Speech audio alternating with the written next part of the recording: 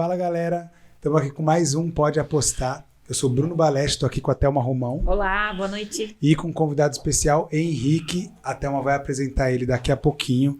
Eu só vou falar aqui primeiro, como eu sempre começo, com os nossos patrocinadores que fazem tudo acontecer. Tribo Produções, que promove esse estúdio aqui, maravilhoso, tudo preparado, gostoso. O que tá achando aí, Henrique, do estúdio? Tá show de bola, estúdio aqui nota 10. Legal, valeu. Gustavão pilotando esse show aqui.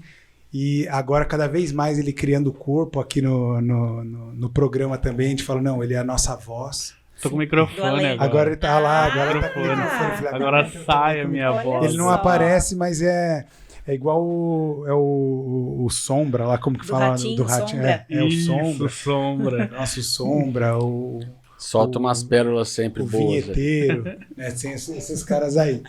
Então, Trio Produções, que faz isso acontecer, e Foco Escola Técnica, instituição de ensino pensada com pilares super diferenciados para a educação, que conecta principalmente empresas com pessoas para carreiras. Super importante, super interessante. E é Foco Play, que é a plataforma de ensino também digital com gerenciamento para treinamentos, principalmente normas regulamentadoras, para todo o Brasil. Beleza? Beleza, Bruno. Thelma, vamos lá. Começa a apresentar aí o Henrique e depois assim o Henrique você vai colocando pra gente, corrigindo a nossa... Nos ajudando com esse currículo. Com esse currículo extenso aqui. Extenso. Mas que depois a gente vai discorrendo aqui num bate-papo das apostas da vida aí. Bom, Isso aí. primeiro agradecer ao doutor Henrique por estar aqui hoje, uma véspera de feriado, né, doutor? E tá aqui, vai compartilhar um pouquinho com a gente, né, Bruno, da sua experiência.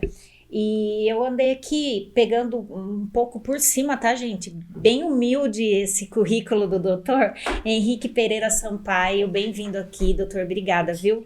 Muito obrigado. Ele é formado em Medicina pela Faculdade de Medicina de Catanduva em 2009, né? Tudo Isso. bem? 2009. Isso. Ele fez residência clínica médica e também reumatologia pelo IANSP. Hospital do Servidor Público Estadual de São Paulo, IANSP. Isso mesmo. Atuou em Bauru como médico também reumatologista. Atua até hoje? Atuo. Em Bauru. Isso. Tá. Cidade onde eu atuo, onde eu moro também. Tá. E aí foi professor docente da Unesp em Botucatu. Essa é uma trajetória que começou em 2014 e se estendeu até há 2 meses atrás. Então foram 8 anos trabalhando como professor da graduação de medicina e como preceptor da residência de reumatologia, que já... O preceptor, só por dúvida, assim, às vezes o pessoal não conhecia, é tipo um mentor é como que funciona? É como se fosse um mentor dos médicos já formados que estão ali se especializando agora numa determinada área. Então, na reumatologia, ele já é médico, já é formado, e aí ele passa mais 2 anos de treinamento só dentro da reumatologia. Legal. E também hoje atuando na Clínica Malta, né? Isso. Em Bauru. E no Instituto de Reumatologia de Bauru com o Dr. Pernambuco, super famoso, Dr. Pernambuco. Isso, né? exatamente. A Clínica Malta, então, é a sua própria clínica também em Bauru, né? Então... Isso, também... A Clínica Malta é uma clínica relativamente nova, era uma outra clínica lá anteriormente, e há cerca de 1 ano e meio, 2 anos, eu junto com a minha esposa, nós então tomamos a frente, somos os sócios proprietários da clínica e estamos dando uma cara nova para ela. Depois a gente pode comentar aqui com os serviços, principalmente no foco músculo-esquelético, onde a reumatologia se encontra. Doutora Marcela. Doutora Marcela. Beijão pra ela. Tiveram no meu casamento, prazer enorme, aproveitamos bastante, foi uma delícia. Mas parece que vocês são amigos de infância. Não, isso aí Tá parecendo. São os bastidores, mas a coisa aqui é de infância, de vizinho de frente. Alguns anos só, né, Bruno? Depois a gente vai comentar disso também. E hoje é docente na Faculdade de Medicina de Catanduva. Voltou para lá como docente, Exatamente. doutor? Eu tento fugir de Catanduva faz tempo, mas não tem jeito. Deu. Não teve jeito.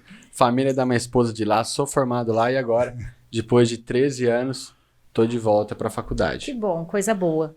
Bom, doutor, eu acho que a gente pode começar um pouquinho falando da sua trajetória, né? Porque o nosso público aqui também é um público jovem, que se inspira no profissional que está vindo aqui com as nossas entrevistas.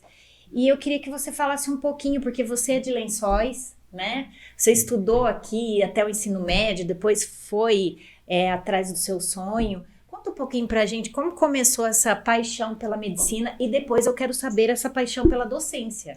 Show de bola. Vamos lá, então. Primeiro, gostaria de agradecer. Para mim é uma felicidade enorme estar aqui. Demais mesmo. Para mim é muito especial. Tava com aquele friozinho na barriga, aquela Que legal. perninha gelada aqui no começo. Isso é bom demais, né? Quer dizer que tem emoção, que tem sentimento, sempre é bem mais prazeroso. E também gostaria de parabenizá-los por esse projeto maravilhoso que vocês criaram. O Pode Apostar, eu acho que tem tudo a ver. O nome já foi maravilhoso. Quando o Bruno me mandou, eu falei, nossa, vocês foram muito felizes, né? Trazendo pessoas aqui. Legal. Para servirem como exemplos para essa juventude, para essa moçada que está começando agora. Vendo a trajetória, né, das diversas pessoas em diferentes áreas dentro aí da economia. Então, para mim é um prazer enorme estar aqui. E também Prazer é todo nosso. tem um saborzinho especial pela amizade nossa que a gente tem. Então, eu sou lençoense, né? Eu sou lençoense com orgulho.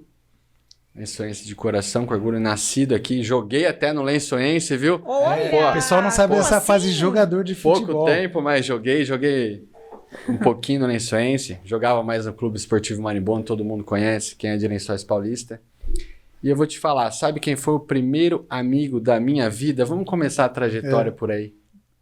O Lucas, irmão do Bruno. Olha! Quando eu nasci, eles moravam na frente de casa. O Bruno tava no céuzinho ainda, não tava aqui. Né? Depois eu vou comentar, não sei se pode. Claro que sim, vai ter que soltar, um doutor. apelido carinhoso aqui do Bruno. É porque todos temos, né? Então Todos. Eu não sei, bom, Bruno. às vezes escapa. Então Qualquer coisa, Gustavo edita. Não, deixa aberto. Na verdade, ele tem um apelido que a gente já sabe e eu tenho medo de expor aqui. Poxa, Gu, Então, você nem eu vou contou. esperar. O pior é que esse é outro. É outro? Esse é outro. Então vou esperar. Depois você solta pra Esse nós aqui é também, exclusivo Gustavo. da relação nossa familiar aqui. Esse aqui Esse é. Então, quando eu vou nasci... anotar para não esquecer, porque Quando- isso é importante, Sim. hein? Pode. Quando eu nasci, a família do Bruno morava na frente de casa dos meus pais. E o Lucas é 2 meses mais velho que eu, acho 2, 3 meses mais velho que eu. Então ele foi o primeiro amigo que eu conheci realmente na minha vida. E até hoje a gente tem uma amizade muito especial, muito bacana, enfim. Faz 37 anos que eu sou amigo do Lucas e depois do Bruno chegou um pouquinho depois. 2 anos depois o Bruno nasceu. Então a gente tem um laço familiar muito grande, de amizade muito bonito, saudável. Até hoje a gente vivencia isso, né, Brunão? E nós somos padrinhos de casamento um do outro, sempre a gente tá junto, compartilhando. Então, é muito especial isso para mim. Também. E só para não esquecer, o Bruno sempre foi menorzinho, né? A gente ia lá na casa dele brincar, o Bruno sempre pequenininho, tudo. E o meu pai, que chamava ele com muito carinho de caminhão de cana. Cezinha, vixe, abração também pra ele. É o caminhão de cana. Era o jeitinho que ele falava, né, Bruno? Conta aí essa história. Conta aí essa história. Ele que conta melhor do que eu, porque eu era tão pequenininho e ele fala quando eu crescesse eu queria ter um caminhão de cana. Só que eu falava desse jeito, eu queria um caminhão de cana, que falava meio... aí ele pegou... E ele ficava, caminhão de cana, e ficou caminhão de cana. Então toda vez que via, falava do caminhão de cana. Mas até hoje a gente... e é assim, é um apelido interno total da família deles com a gente, mas ficou não mais. Toda vez que vê, não mais. Agora não tá mais, aberto caminhão de para cana. o mundo. Bruno Baleste, caminhão de cana. Mas o doutor também tem, né? Eu fiquei sabendo que tem um apelido aí. Eu acho que meu apelido é Henrique e meu nome é Fiuô aqui. Isso aí. Eu acho que o meu nome aqui é Fiuô. Tem gente que não sabe o meu nome. Fiuô, mas eu sei que é Fiuô porque eu lembro de Henrique porque a gente pequenininho tinha isso de ser o Henrique, o Gustavo, a Débora, mas assim, que eu me lembro por gente de chamar é Fiuô. Então com certeza. Muita gente vai descobrir meu nome hoje aqui, viu? É igual o Duda a gente descobriu. O Duda foi engraçado. O nome do Duda é o maior que tem. A gente não sabia disso. O cara tem 10 sobrenomes, a gente não sabia. O Duda teve aqui no programa anterior e Dudão, um abraço pra você. Abraço, Duda, sobrinho. Top demais. E aí ele falou, não, pode chamar de Duda. Ele falou, não, todo mundo me conhece por Duda. Aí, Luiz Eduardo Angelici. Ele falou, não, tem mais, no final ele falou, agora eu vou desvendar, tem mais tal. Falei, tá gravado lá, gente, mas é longo mesmo. É longo, com certeza. É outro que o nome é o apelido, né? Ele falou, de 18 nomes passou para 4 letras. Facilitou bem. Muito. E aí, doutor, e essa trajetória, como que foi a paixão pela medicina? Que te fez levar, falar, não, eu quero ser médico? Então, na verdade, eu sou uma pessoa apaixonada pelo ser humano. Eu acho que vem daí. Quando eu penso nisso, né, penso no porquê eu tive essas escolhas, no meu propósito de vida, enfim. A gente tem que olhar muito para dentro. Quando a gente começa a olhar para dentro, a gente começa a descobrir. E eu acho que desde a infância, acho que desde que eu nasci, eu sou assim. Eu gosto muito de pessoas, de estar com pessoas, de cuidar e ajudar de pessoas. Principalmente dos mais necessitados. Isso desde criança. E quem me conhece aqui em Lençóis conhece um pouquinho desse meu lado. Então eu acho que eu venho daí de cuidar, de compartilhar e de ensinar. O ensino começou a vir junto na infância também. O que eu ensinava? Quando que eu comecei a ensinar alguém? Comecei a ensinar minha irmã a fazer as coisas básicas de casa, né? Brincadeiras. Eu tenho uma irmã mais nova e um irmão mais velho. Eu sou do meio. Então foi até bom ser do meio, que você tem que lidar aí com dois tipos de idade diferentes, enfim. Mas eu vi que depois, além de ensinar ela a brincar, treinar, tocar violão, andar de skate, jogar futebol, ensinava as coisas de menino pra ela, né? Mas enfim. Era referência. Era referência. Na escola também. Eu lembro de um caso que a gente sempre tinha alunos que ganhavam bolsas, que vinham estudar. Eu estudei aqui na Dinâmica, agora é Cooperelp, estudei lá minha vida toda. E eram pessoas que vinham com bolsas, às vezes tinham um pouco mais de dificuldade ali na matéria, pegavam matéria um pouco mais atrasada, e eu tentava ensinar essas pessoas. Eu lembro disso. Eu me aproximava dessas pessoas que chegavam de outro local, ou as pessoas que hoje em dia a gente chama de bullying, né? Que eram mais excluídas. Eu sempre gostei de estar mais próximo para procurar ajudar, cuidar ou ensinar. Então eu vejo que isso vem desde lá de trás. E eu tinha um pouco de dúvida, será que é medicina ou não é? Eu sempre gostei muito de esporte e de saúde. Então antes eu até pensava, será que eu não deveria fazer educação física ou fisioterapia? Mas eu vi que a área que eu conseguiria mais cuidar do ser humano diretamente seria a medicina. Claro, tem referência em casa também. Minha mãe é a Fátima, a doutora Fátima, psiquiatra aqui de Lençóis, que também tem uma carreira linda, maravilhosa, tanto aqui em Lençóis quanto em Macatuba. É onde ela criou, né, os serviços de saúde, ambulatório de saúde mental aqui de Lençóis, de Macatuba, enfim. Muito legal. E ela é psiquiatra, sempre foi uma referência, assim, para mim. Só que ela nunca, nem ela, nem meu pai, me obrigaram a fazer medicina, nem nada. E, na verdade, eu queria ser jogador de futebol. Pois é. Isso aí, essa parte toda eu acompanhei jovem sempre no futebol. Eu sempre quis ser jogador de futebol. Essa era a verdade. Até meus 16 anos. Aí eu vi que não ia ser muito difícil e acabei deixando pra lá. Gosto muito do esporte até hoje. E acabei indo pra medicina aos poucos. Então, que é super fácil, inclusive, também, né? Claro, um passo. Futebol é difícil, né? Mas a medicina é fácil. Claro. Então foi nessa questão do cuidar, né? E o ensinar depois foi sendo trabalhado cada vez mais. Mas eu vejo que isso é desde a minha infância, eu querendo ensinar, ajudar as pessoas também. E aí eu acabei optando pela medicina. Fiz um ano de cursinho, não passei direto. Eu lembro que no terceiro colegial eu só prestei faculdades fáceis, tipo USP, Unesp, Unicamp, tranquilo. E não passei. E aí eu fiz um ano de cursinho, que foi o ano que eu ralei mesmo. Porque até então eu não era um cara tão estudioso assim. Mas também não tinha dificuldades. Sim. Mas não estudava para prestar uma prova de medicina. Eu não tinha certeza ainda disso. E acho que a gente também termina tudo muito jovem. Você ter certeza de uma coisa, até é bom a gente falar disso, já que tem bastante tempo, vamos falar. A escolha no começo é muito difícil. Até meia-noite a gente tem tempo. Não, tranquilo. Então, assim, o aluno sai com 17 anos do terceiro colegial, tendo que fazer uma escolha. Que até o momento, mas agora está mudando a cara, é a escolha da vida dele. Como se ele tivesse direito de ter uma profissão na vida.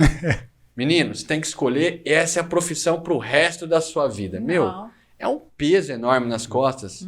Agora está mudando a cara. Agora a gente vai ter várias profissões e, enfim, de acordo com o seu momento de vida, com a sua habilidade, com outras coisas, com as oportunidades. Mas antes não era assim, né? Então você tinha aquele peso de escolher, de ter uma escolha difícil de ser tomada. E graças a Deus, eu acho que foi uma das melhores escolhas da minha vida, que eu sou muito feliz pelo que eu faço. Mas eu entendo a garotada que está terminando o terceiro colegial, não sabe o que presta, vai, vem. E a pressão começa... do coleguinha que às vezes já decidiu isso e fala, sim. pô, o cara decidiu como Ele que eu sabe vou... como que eu não sei. Nossa, eu passei por isso já também, então é super difícil também. Né? Os pais, a gente fica preocupado, o pai também quer que o menino decida logo, enfim, tem toda aquela pressão da sociedade, enfim. E aí eu fui fazer o ano de cursinho e, graças a Deus, deu certo. Depois eu passei em Catanduva. E aí comecei a faculdade de medicina de Catanduva, onde eu fiz de 2004 até 2009. Alguma... E que uma passagem só curiosa que a gente vai... eu fico falando vai aqui, chegar...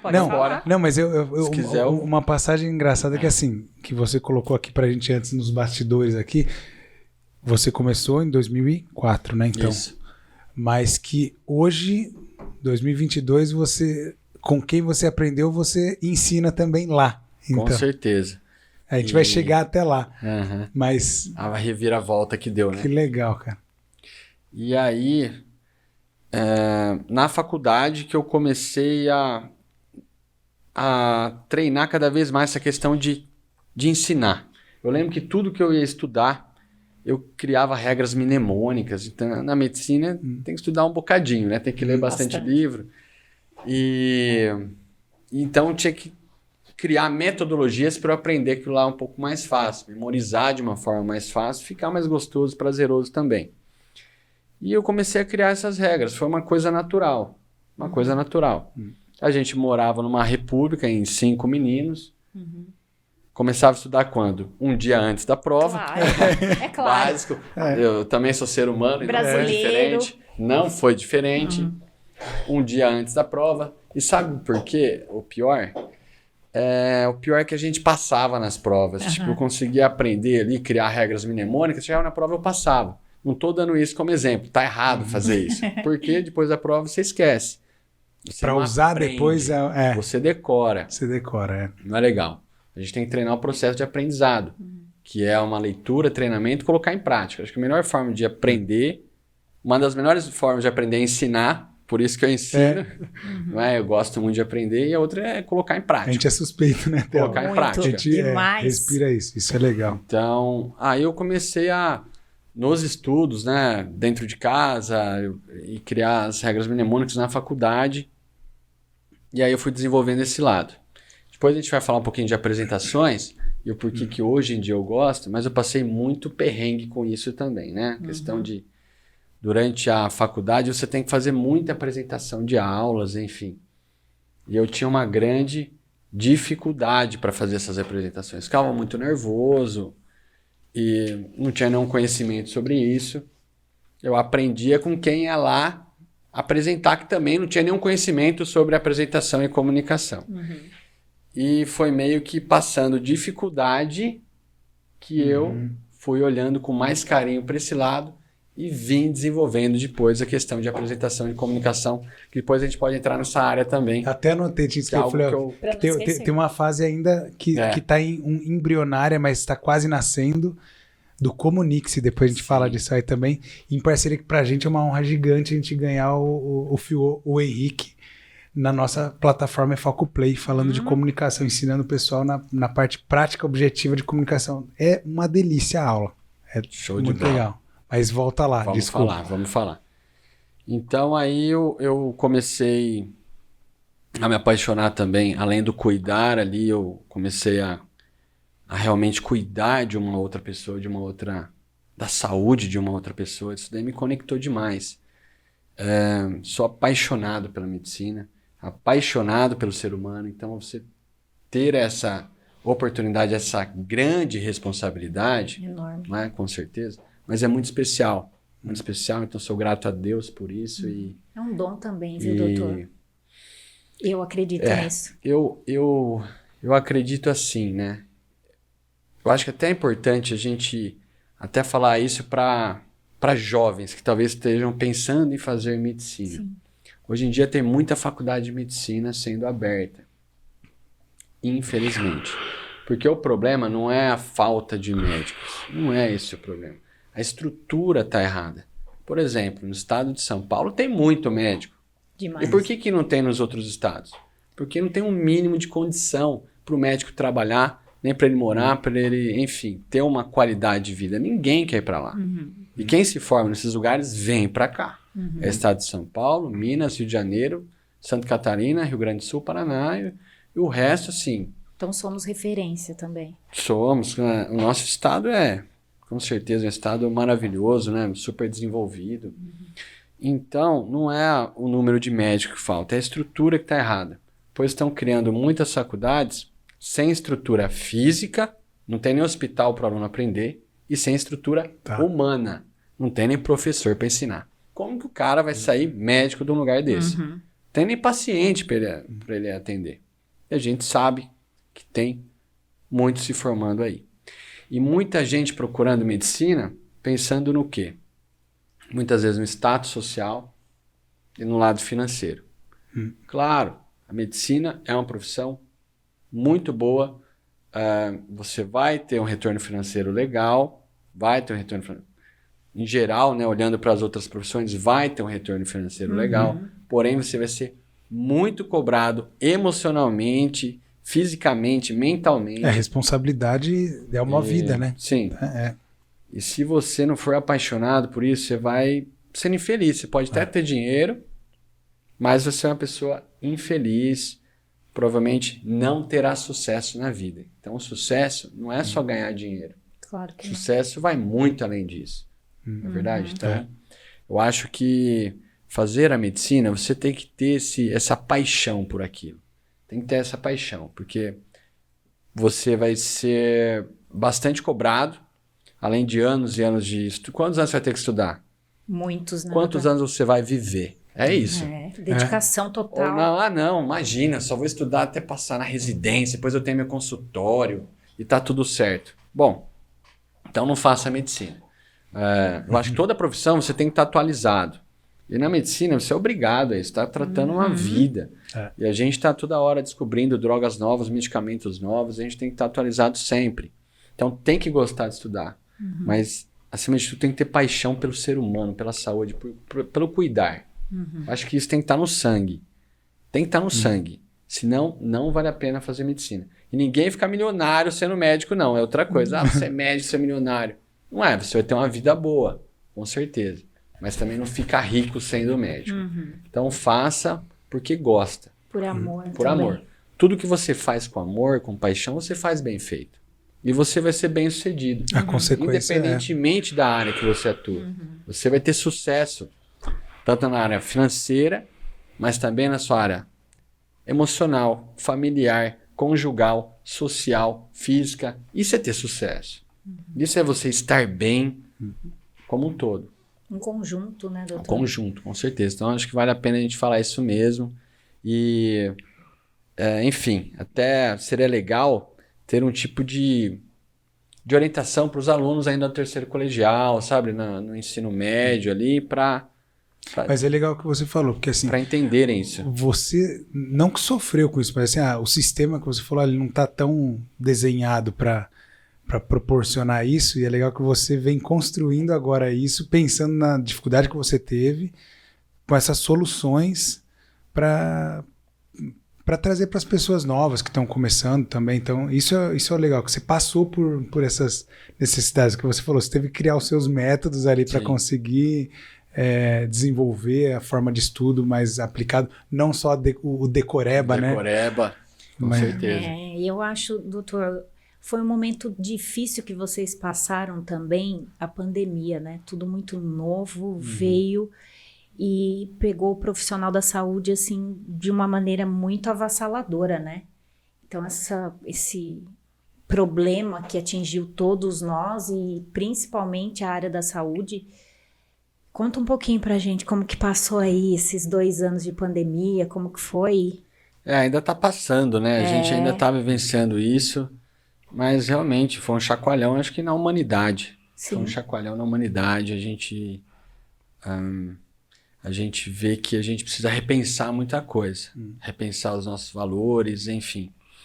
Então, a pandemia ainda tem seu impacto importante na sociedade, não só na área da saúde, né, na economia como um todo. A gente aprendeu a lidar com ela e realmente a gente vivenciou aí momentos terríveis, onde os hospitais estavam todos lotados, não tinha nem leito de internação, independentemente do seu nível social, do seu plano de saúde, do seu dinheiro, não tinha leito para ser internado. Então, muitas mortes ocorreram.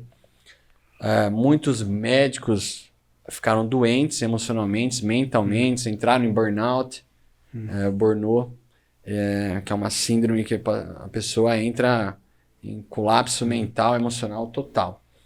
E então a gente viu isso. Eu tive ainda... Para mim foi até foi mais tranquilo, porque eu não sou um médico que trabalha em pronto-socorro mais. Em pronto atendimento, em UTI. Mas eu tenho muitos colegas que vivenciaram isso. Inclusive na faculdade, nessa época eu ainda estava na Unesp Botucatu. E lá todo mundo teve que entrar na linha de frente. Linha de frente. Docente mais antigo, que fazia anos que não davam plantão, tinha que Estavam entrar lá. na linha de frente. Eu entrei em alguns plantões de enfermaria, foram mais tranquilos, mas eu sei que não foi fácil para a maioria dos colegas médicos. Agora ainda estamos passando por esse processo, mas já num momento um pouco melhor. Bom, doutor, eu estava olhando aqui no seu currículo. Eu deixei de citar alguma passagem importante, alguma coisa no seu currículo que eu não citei? Deixou sim. Uma coisa muito importante, meu né? Deus. Muito importante. A minha família. A Sim. minha família. Não posso deixar de falar dela. Então, sou casado com a Marcela Prando. A minha esposa, já ela vai entrar de novo aí na história. Ela é médica também. Tá fazendo residência de radiologia atualmente em Catanduva, a família dela é de lá. E nós temos uma linda filha chamada Catarina, que fez 3 anos agora, dia 13 de junho, dia de Santo Antônio, Que beleza. dia 13 de junho, que é a nossa paixão, nossa maior alegria. Então, sou pai e marido e apaixonado pela minha família. Então, isso tem que estar aí Sim. no meu currículo, com certeza. Que faz toda a diferença para o caminho E funcionar. toda a diferença e isso a gente tem que sempre levar em conta, né? E inclusive me guiou em algumas decisões importantes para minha vida, para minha carreira, até hoje. Então, Doutor, eu vou ter que perguntar, vocês se conheceram lá na faculdade? Como que foi? Conta pra Olha gente só esses que- médicos, esse casal, Tá. como formou? que história interessante. Eu fiz Catanduva, a família da minha esposa é de lá. Sim. A irmã dela, a Natália Prando, que é neurologista, ela era da minha sala. Então a irmã dela estudou comigo durante 6 anos. E você sabe, né? Menino de república, quando quer fazer churrasco de república, só tem cerveja, né? Então quando a gente queria fazer churrasco com carne, com Era comida, só um pretexto, mas a gente ia nos pais da Natalinha, da Natália Prando, da minha cunhada. Tá. Porque os pais eram de Catanduva. Sim. Aí tinha comida, na verdade. Era aquele churrasco gostoso, com comida, enfim. Então a gente já criou uma grande amizade naquela época. E nessa época que eu fiz faculdade, a Marcela, minha esposa, ela fazia outra faculdade. Ela não morava em Catanduva, ela fez zootecnia antes. Nossa, não sabia dessa. Zootecnia. Legal. Minha Poxa, esposa. que legal, um animal, né? Então, eu brinco com ela que ela fez zootecnia para cuidar de mim depois. Porque ela nem chegou a praticar. Ela terminou zootecnia e já entrou na medicina. Então, ela fez 2 formações.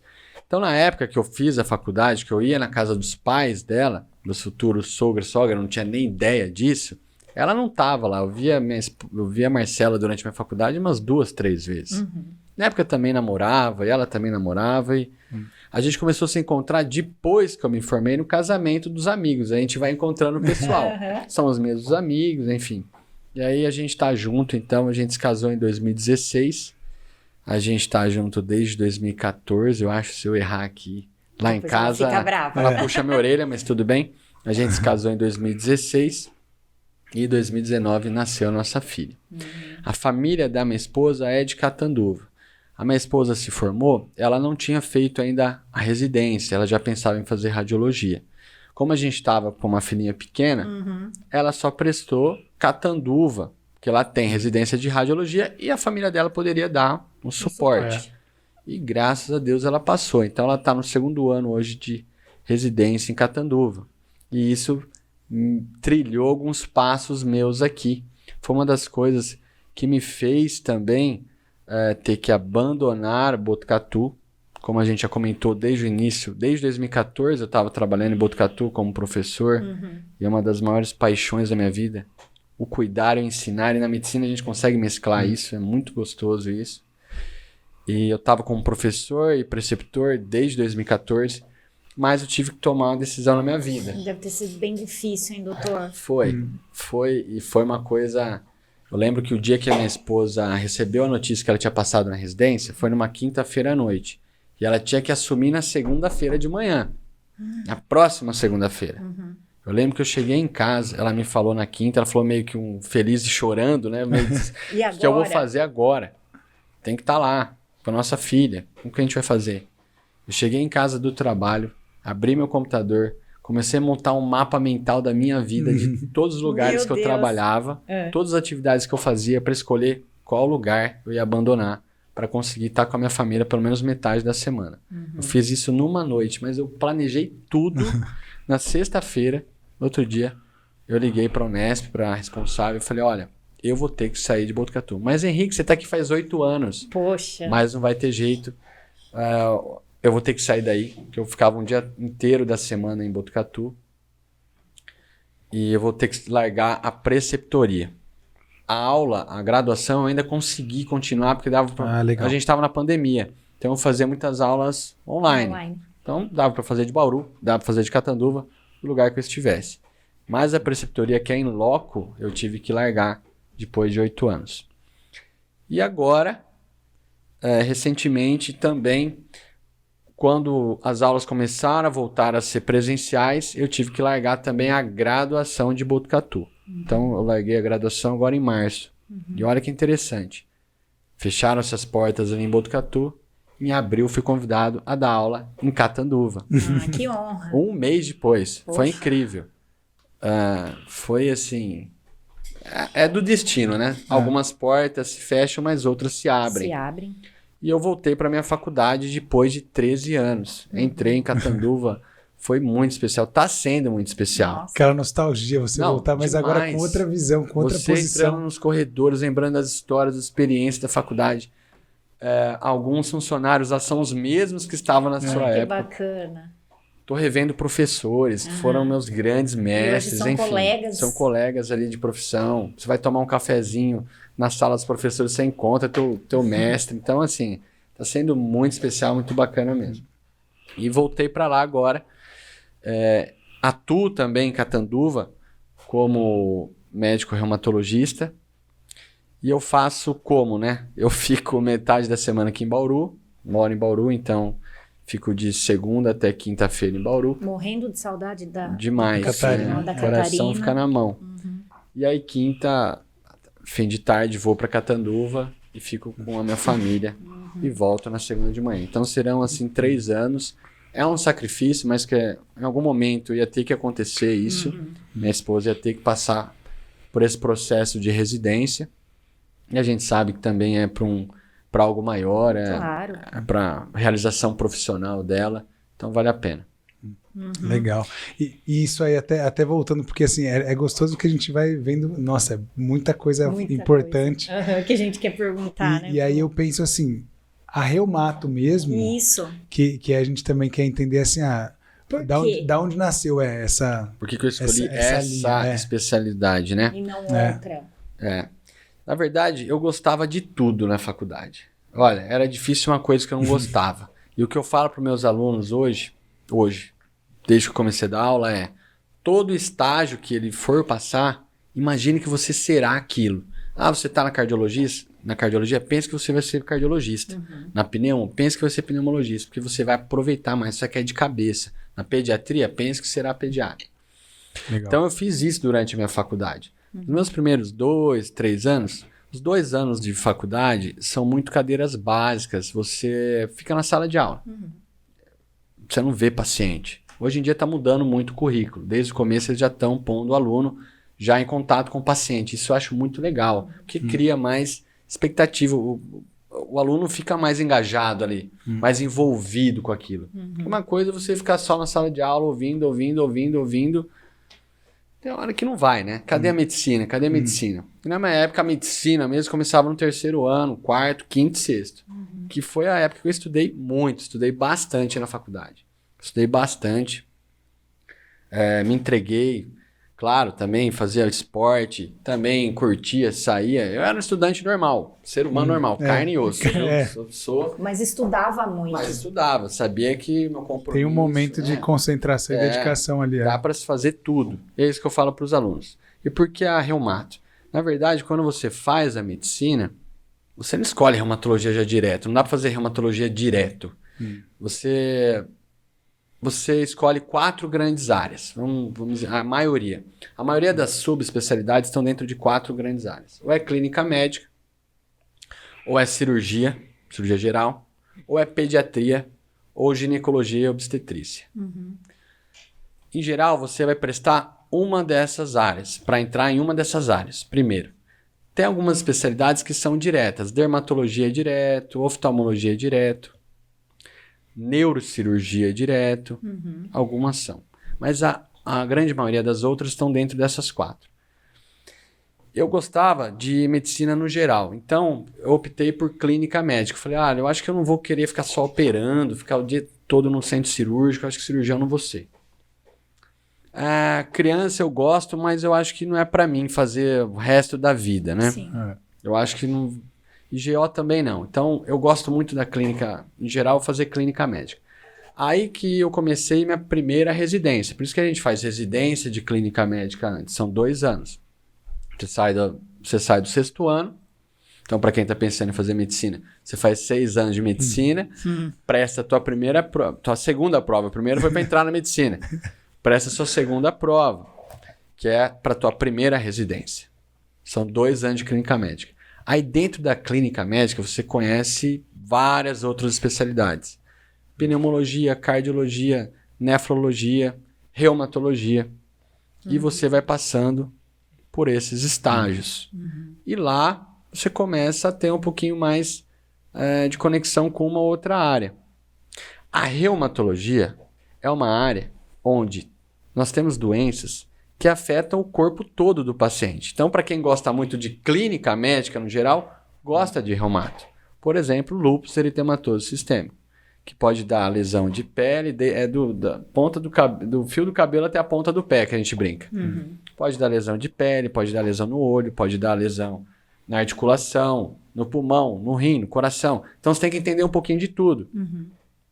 Diferentemente de você fazer pneumologia. Você vai ser um grande estudioso do pulmão. Claro, tem as interfaces com as outras áreas. O pneumologista tem conhecimento em outras áreas. Mas o reumato ele tem que ter uma visão mais global. Então, eu fui direcionando para reumato, mas por isso. Por gostar de investigar, de ser um grande investigador. Tipo um Sherlock Holmes ali da medicina. A gente brinca que no hospital, quando chega um caso muito complexo ou que muito estranho, que ninguém sabe o que é, chama o reumato que ele resolve. A gente brinca isso. Que é o House, o Dr. House. O reumato. Ele gosta de ser o investigador. Então, as doenças raras, as doenças autoimunes, as grandes síndromes clínicas, acaba sendo o reumatologista que conduz, que faz diagnóstico e conduz. Uhum. Aí eu fui indo para essa área. Que gostoso. Bom, Bruno, não sei se você quer perguntar alguma coisa pro... Não, Tem tanta coisa pra gente até perguntar. concluindo, assim, entendendo dessa área, e assim, entrou isso e por isso hoje a especialização, hoje em relação à inovação no reumato, na reumato, assim, você falando principalmente dessa questão mais humana também, que é a sua essência, que tem hoje, você vê assim, qual que é a inovação que tem em reumatologia, uma vez num bastidor, nem bastidor aqui, fora mesmo, eu lembro uma vez que você comentou do número de reumatologistas no Brasil hoje para o número de habitantes e assim, uma média de pacientes mesmo para esse tipo Isso. de... Eu achei legal, ser curioso isso aí. Eu queria que você falasse um pouquinho também desses números. Se eu não me engano aqui, no último censo médico feito pelo CFM, Conselho Federal de Medicina, junto com a USP São Paulo, eles fizeram um censo demográfico médico, acho que é de 2020, se eu não me engano, o último que tem. Nós tínhamos 2.730 reumatologistas no Brasil. Sabe quanto? Peraí, qual? então. No Brasil? No Brasil, 2.730 reumatologistas no Brasil, para 210 milhões de habitantes. Isso dá um reumatologista para cada 80 mil habitantes. Ai, que bom que nós temos um em Bauru, pertinho.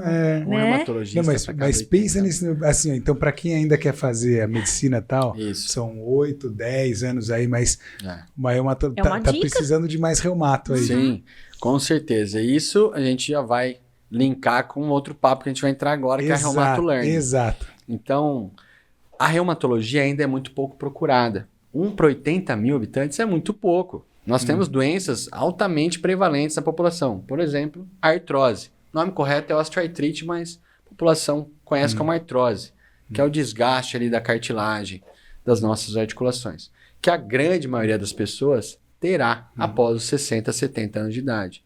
Nós temos, e o médico especialista nisso é o reumatologista.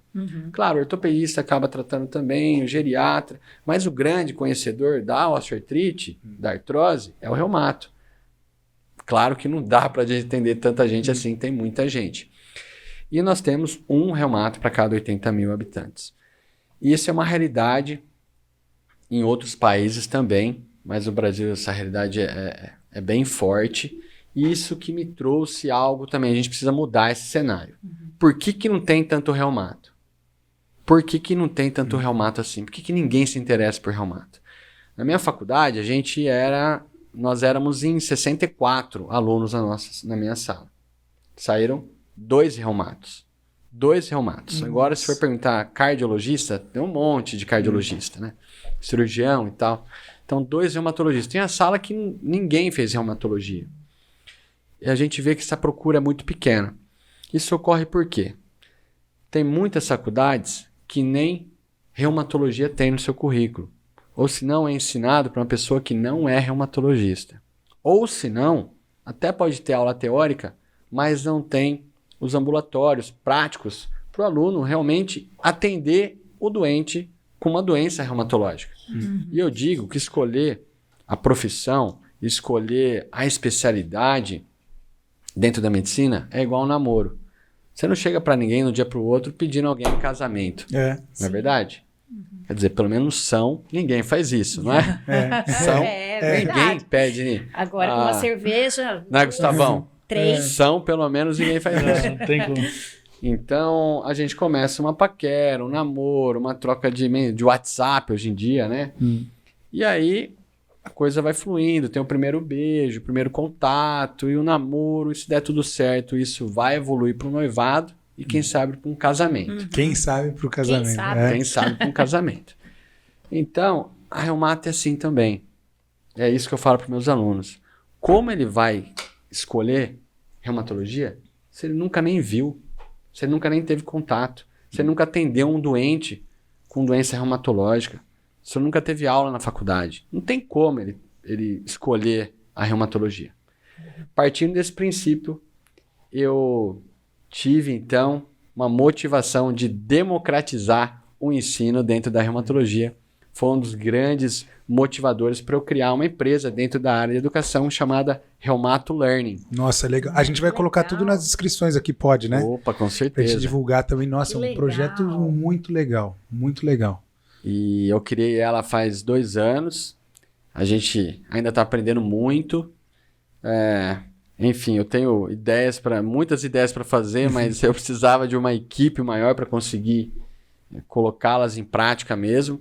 Mas foi com um dos maiores objetivos da Reumato Learning é despertar o interesse do aluno, do graduando de medicina na reumatologia e também levar a reumato de uma forma mais didática, prazerosa. Nossa, que legal. Não só para o graduando, para o residente de reumatologia e para os reumatologistas já formados. Então, aí linkou essa minha área também que eu gosto muito, que é do ensinar e aprender. E teve essa questão do Reumato Learning, é muito legal porque aí tem o desafio, porque ela nasceu já no digital, né? E apesar de você já fazia as aulas como professor numa universidade, é a questão de lidar com a câmera também para conseguir passar o objetivo claro também. Como que foi também essa aposta, esse desafio? Não, Bruno, demais. E foi ótimo você falar isso para mim, porque me trouxe aqui à tona mais uma barreira que eu tinha, que acho legal a gente compartilhar isso, as nossas dificuldades, né? Muito. As pessoas se conectam mais com as dificuldades do que com os aplausos, tenho certeza. E todo mundo aqui tem muita dificuldade, e a gente passa por dificuldades cada dia, mas a gente começa a enxergá-las como verdadeiras oportunidades, né? Eu acho que aí está o segredo, a gente virar a chavinha e olhar nas dificuldades, nas adversidades, oportunidades. Tem uma frase que eu gosto muito, que é de Napoleão Hill, um dos grandes estudiosos, conhecedores do desenvolvimento humano no geral. Tem vários livros, Pense e Enriqueça, Mais Esperto que o Diabo. Olha lá as dicas. A gente Boas sempre pede uma dicas. dica, De viu, aqui livro. depois, mas isso aí vai soltando todas, que a gente põe tudo na descrição. As leis do triunfo, né? As leis do triunfo ele é muito ou as bom. leis do sucesso. São 16 leis que ele fala. Então, ele foi um cara que simplesmente tirou 20 anos da vida dele para estudar os grandes empresários, magnatas da época dele e escreveu isso. Uma metodologia de como você alcançar o sucesso, na verdade, na sua vida. Que frase mesmo você comentou? A frase do A Napoleão frase. Hill, né, que eu falei. A frase dele é a seguinte: toda adversidade traz consigo uma semente de vantagem equivalente. Eu acho lindo essa frase. Toda adversidade traz consigo uma semente de vantagem equivalente. Ou seja, todo problema, toda dificuldade, na verdade, é uma oportunidade. Quando você enxerga isso, você vira a chave da sua vida. E foi isso que aconteceu comigo em diversas situações. Uma delas foi essa questão digital. Bruno, para você ter noção, cara, eu sempre tive assim, um certo preconceito com redes sociais. Eu nunca tive Facebook, Instagram, nada disso, cara. Mas a versão até mais do que até... Porque eu via que ainda hoje em dia muita gente utiliza de uma forma não saudável Claro. essas ferramentas. Precisa de like para isso, para aquilo, enfim, e isso me afastava um pouco.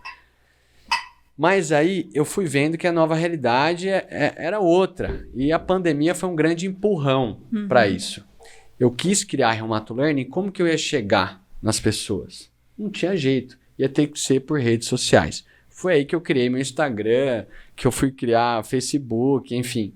E entrei nessa era digital, que é a nossa era digital e da informação. E eu comecei a entrar nessa era. Para mim foi bem difícil no começo. Até hoje eu tô aprendendo bastante coisa aí com redes sociais, enfim. E a questão do gravar também. Eu achava super estranho ter essas câmeras aqui. Hoje em dia eu olho para ela, eu já me conecto. Eu sei que tem alguém ali olhando, eu olho o foco. Né? Eu imagino uma pessoa aqui olhando para mim. Mas foi bem difícil. E como que você aprendeu? Fazendo, treinando, colocando em prática. Claro que as minhas primeiras gravações, meus primeiros vídeos foram terríveis, como as minhas primeiras aulas.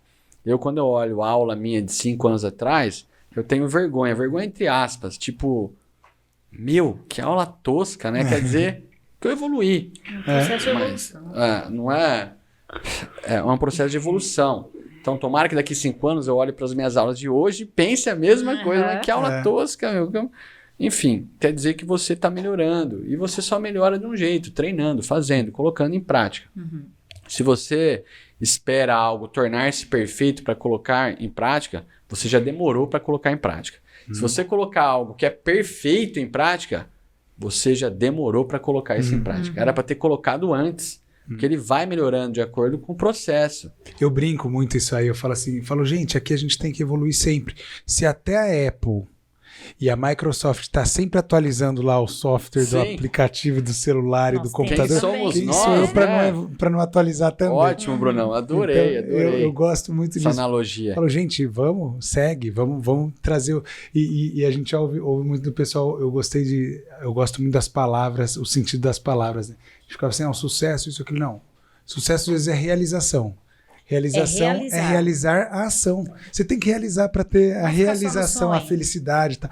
Então, eu gosto muito dessas situações. Você me lembrou de outro livro, né, que é O Poder da Ação, de Paulo Vieira, que é um maior coach do Brasil. Na verdade, eu tenho um treinamento de inteligência emocional maior do mundo. É dele, da Febracis, ele é presidente da Febracis. Ah, legal. Paulo Vieira, ele tem vários livros e O Poder da Ação é um livro bem famoso dele, bem legal, que fala dessa importância. Não adianta você ficar com a ideia no papel. Você tem que colocar em prática. Não espere, ninguém vai ter algo perfeito. A coisa vai se desenvolvendo. Melhor feito do que perfeito. Com certeza. Muito legal. Show.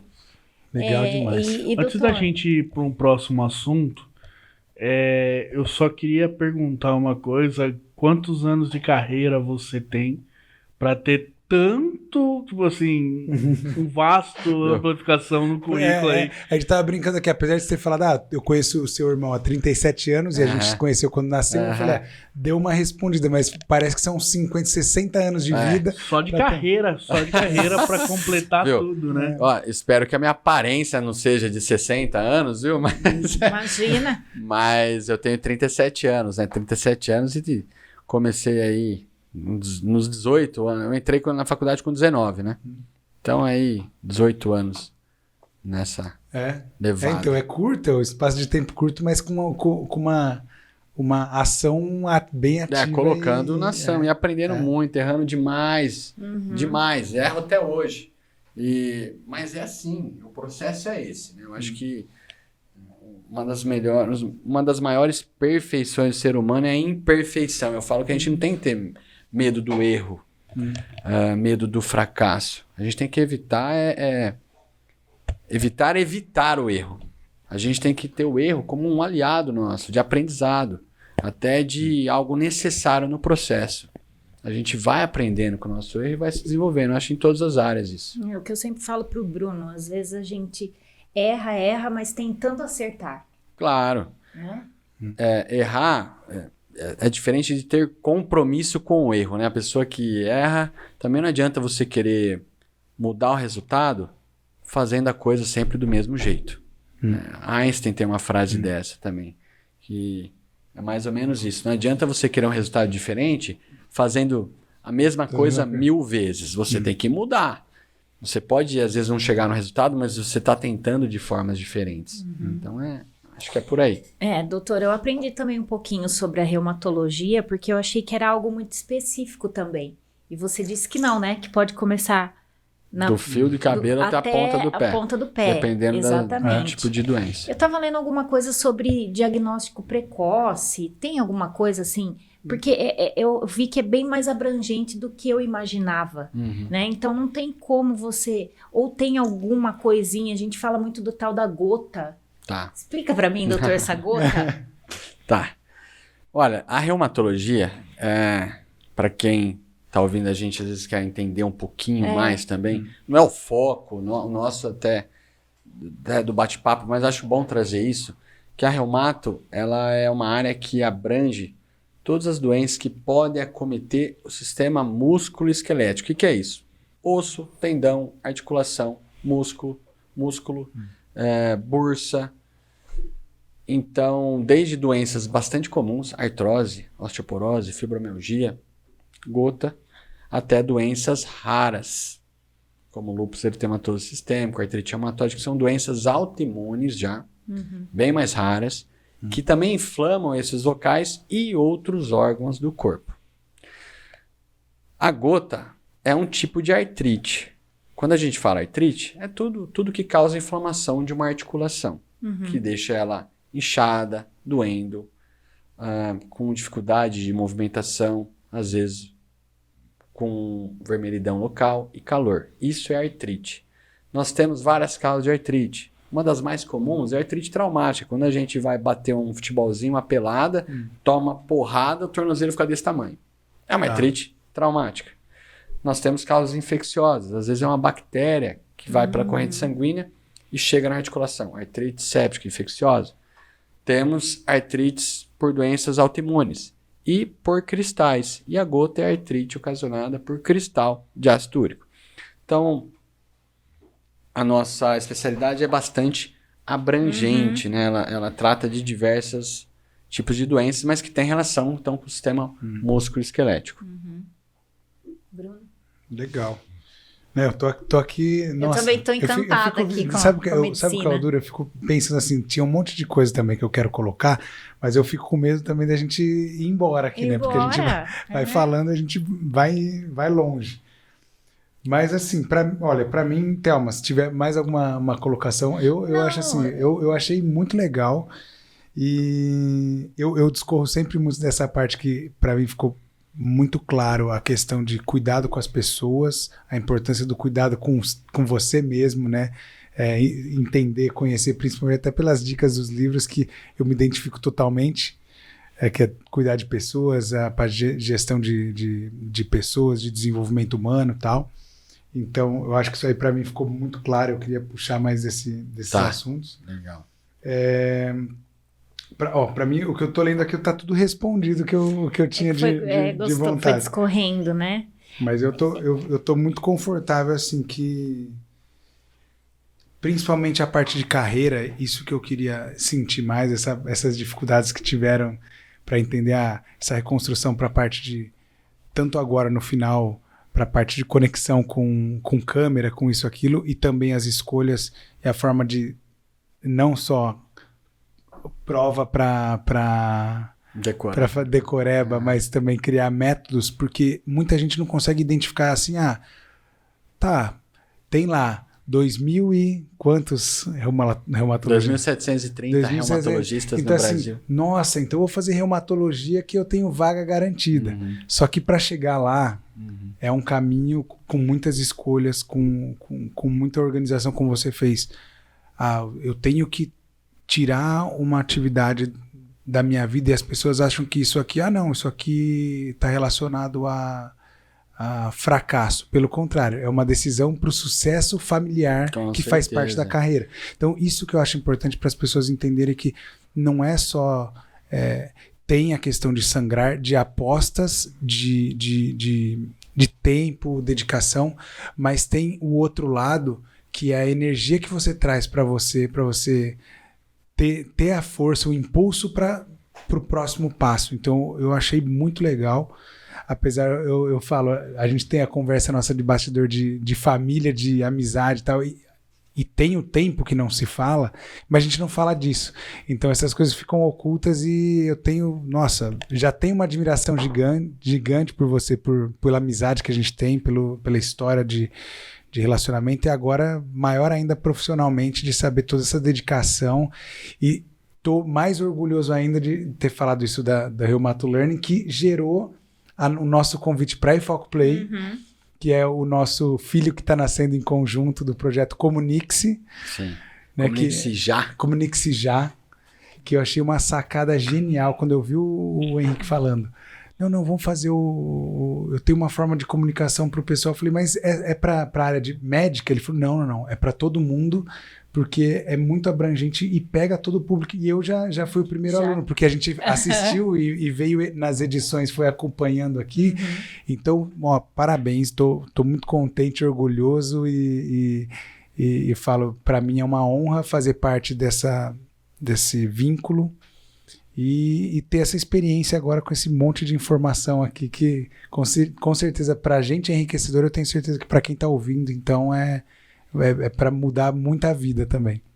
Show de bola, Brunão. Eu que agradeço e as nossas vidas foram se cruzando novamente, né, Bruno? Agora na área do ensino e aprendizado. E também estou muito feliz com os nossos projetos que estão caminhando, com o nosso Comunique-se Já. A comunicação é uma habilidade aí socioemocional importantíssima. Ela é fundamental para qualquer profissional, em qualquer área. Mas eu não sou professor, eu não sou palestrante. Você faz sombra, eu brinco. Você já fez sombra, a comunicação é importante para você. Você fala. E mesmo sem falar, você está se comunicando muito. Aliás, o não verbal fala mais até que o verbal. Exato. Então a gente vai também detalhar isso no nosso curso aqui em breve, né, Brunão? Estará já nativo o Comunique-se Já. E eu que agradeço bastante, Bruno. Toda essa trajetória que a gente fala, a gente não faz sozinho. A gente depende de muita gente, né? Começando pela minha família, pelos meus pais que sempre me apoiaram, pelas dificuldades que eu passei antes da faculdade, durante a faculdade, pós-faculdade, depois minha esposa, meus amigos mais próximos. Sempre tem uma rede de apoio, de incentivo, porque sozinho a gente não faz nada, não é? Então, claro, graças a Deus tenho muito que agradecer. Quero crescer muito mais, aprender muito mais. A gente está cada dia aprendendo e dividindo, compartilhando também com a sociedade. Muito não bom. posso deixar de fazer a pergunta clichê que eu sempre faço para todos os convidados, que o nome do nosso bebê, né, é Pode Apostar. E doutor, deixa um recadinho para o pessoal, principalmente para os jovens. Na carreira, eles precisam apostar em quê? Você apostou em quê? Legal. Olha, vou falar do fundo do meu coração. Sim. Né? Porque eu não sabia dessa pergunta, senão eu tinha até ensaiado, mas é melhor assim. Claro. Eu acho que a gente tem que começar a olhar para dentro. As pessoas não olham mais para dentro. Eu acho que a maioria das pessoas vivem no piloto automático. Vem a vida passar. Não vivem a vida. Ou mais profundamente ainda, não deixam a vida nos viver. Isso eu acho que a gente está conectado à nossa essência. Então a gente tem que olhar para dentro. A gente tem que olhar para dentro, ver o que faz sentido para nós. O que faz sentido para nós. Realmente, quais são os nossos valores, o que nos motiva, o que nos coloca para frente. E buscar algo que tenha a ver com essa relação. Claro, às vezes não é de primeira que você vai cair numa área que você gosta, que você tem paixão. Não é isso. Mas você tem que se conhecer primeiro. Então o trabalho do autoconhecimento é fundamental. É fundamental na nossa vida. Vamos olhar para dentro. Vamos ver o que realmente tem valor pra gente, o que realmente conecta a gente. E de acordo com isso, você vai fazendo as escolhas na sua vida. Não quer dizer que você vai achar de cara a primeira, mas se você reconhece os seus verdadeiros valores, princípios, o que te conecta, você vai sendo direcionado para o teu caminho certo. Aí você estará numa profissão onde você gosta do que você faz. E o gostar, o sentir-se realizado, ter prazer no que faz, o sucesso vem junto. O sucesso é uma consequência disso. Então, eu acho que o meu recado é que olhar para dentro. Moçada que está assistindo a gente, comecem a trabalhar esse autoconhecimento, a realmente olhar para o que vocês dão valor, o que conecta vocês, o que motiva vocês. E a partir daí, tomar as decisões. É importante olhar o mercado de trabalho? Claro que é. Mas olha, isso é uma segunda importância. A primeira é você. É o que faz sentido a você. Que você tornando-se realizado e feliz, você vai ter sucesso. Não só na sua carreira profissional, mas na sua vida como um todo. Nossa, espetacular, né, Bruno? Bom demais. Eu Falei que seria top o negócio, né? Eu acho fundamental isso. Muito. Pô, Doutor Henrique. Doutor Henrique. Que honra. Obrigado mesmo. Doutor Henrique Fiuô. Opa, filou pra... Honra, prazer enorme. Mais uma vez. Eu quero deixar aqui, então, Se você puder, não sei se pode falar mesmo, você falar já, se lembrar as redes sociais, se você quiser o pessoal conhecer um pouco mais do seu trabalho, Isso. principalmente. Uma informação importante que a gente vai pegar, você pode passar pra gente, que eu acho que ainda nem existe ainda. O Henrique fez ontem uma entrevista pra Record. Isso. Ah, Aí é com verdade. algumas Vai outras- pro ar mesmo, doutor? Vai no dia 10 de julho, é um domingo, 9h30 da manhã. Estaremos lá Aí assistindo. provavelmente a gente tenta ver. Bom, aí se você souber que existe algum link depois disso para o pessoal vai ter, assistir. porque depois vai Provavelmente ficar também no canal no YouTube, do YouTube da emissora. Fica um tempo lá também para Aí, poder então ser sigam as- lá também da Record, que aí vocês vão também entender um pouquinho mais, conhecer ainda mais. Foi falado no que na A entrevista? gente falou sobre reumatologia em geral, tirando algumas dúvidas Legal. da população Legal. sobre a especialidade e o tema. Como nosso foco foi aqui mais carreira também e o Isso. crescimento, lá vocês vão saber um pouquinho mais da reumatologia. Legal. Aí a gente deixa no link aqui a descrição. Aham. Direitinho. Rede social. Rede social do Dr. Henrique, então é DR de Dr. Henrique Sampaio. @DR Henrique Sampaio. Legal. E nós temos também da Reumato Learning, Legal. para quem tá ligado aqui na área da saúde mesmo, que não seja médico, já vai entender lá, é mais são termos técnicos que eu utilizo, que é para pessoal da área da saúde. É Reumato_Learning. Reumato_Learning. Nós temos também canal no YouTube da Reumato Learning. E eu tenho um canal no YouTube específico para falar de gota. Ah, olha, Para falar de gota. Isso. vamos Aqui assistir. já é uma linguagem mais para a população mesmo. E por que eu escolhi o tema gota? Simplesmente porque a gota é a artrite mais comum do adulto, que afeta 4% da população mundial. Ela é potencialmente impactante, incapacitante e ao mesmo tempo potencialmente curável. Isso mesmo, ela tem cura. Meu Deus, bom Porém, saber. a minoria atinge a cura. E, ao meu ver, o maior obstáculo de todos é a desinformação, que é a informação errada, ou ainda a falta de informação. Então, o primeiro passo para mudar essa história é levar informação de qualidade segura. Aí eu criei um canal onde eu só falo de gota, ele chama-se Gota Channel. O canal Ah, Gota esse é Channel, bom, que esse canal da legal. Gota. Bom, Vou ó, anotar. a gente vai deixar tudo isso vai estar na descrição. Deixa Então, anotado. para quem precisar e quiser entender mais, a gente vai deixar então tudo isso nas descrições, beleza? Show. Ótimo. E tenho certeza que vai ser enriquecedor também todas essas informações. E para mim, por enquanto, Ativa o sininho. lá, ó, a gente sempre fala que a gente vai pedir no começo, pessoal, mas ó, não esquece, se inscreve no nosso canal também, Por ativa o favor, sininho, pessoal, dá um- contribuam para o canal evoluir, mais pessoas conseguirem ver toda essa riqueza de informação. Curta, compartilhe. A gente tem também no Spotify, aí quem está ouvindo no Spotify também dá um like, segue também o canal no Spotify, e é isso. E a gente fica depois, então, até a próxima, então, nosso Pode Apostar. Até mais. Até mais.